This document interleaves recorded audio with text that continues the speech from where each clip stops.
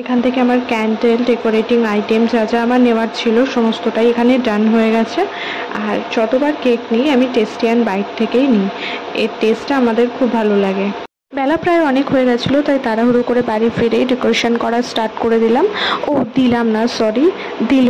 এখানে দেখতেই পাচ্ছ আমাদের জামাইবাবু তার ছোট্ট শালির জন্য সমস্ত দোকানে গেলেই এত সুন্দর সুন্দর কেক দেখে আমি কনফিউজ হয়ে যাই আমি কোনটা নেব।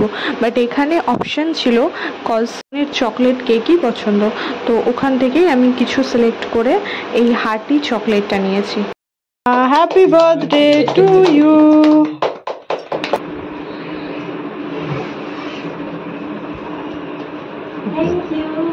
এটা তো ডান, এবার চলো এক ঝলক দেখিয়ে দিই আজ লাঞ্চে কি কি আছে। ঝুড়ো আলু ভাজাটা বার্থডে গার্ল স্পেশাল, মানে ও নিজেই এটা বানিয়েছে। এটা আছে হলো রাইস, পটল ভাজা, কুমড়ো ভাজা, বেগুন ভাজা, বেগুনি, স্যালাড, আলুর চিপস, মাছের মাথা দিয়ে ডাল, মাছের ঝাল, চিংড়ি মাছের মালাইকারি, চাটনি, পাঁপড়, মিষ্টি, পায়েস, সেই এত। কোল্ড ড্রিঙ্কস খেয়ে একটা লম্বা রেস্টের পর এবার বাড়ি যাওয়ার পালা। এর আগে মা আসছি কথাটা যতটা ক্যাজুয়ালি বলতাম ঠিক ততটাই কষ্ট হয় বিয়ের পর, তবে আর কি করা যাবে, এটাই মেয়েদের জীবন। চলো ভিডিওটা আজকের মতো এখানেই এন্ড করলাম।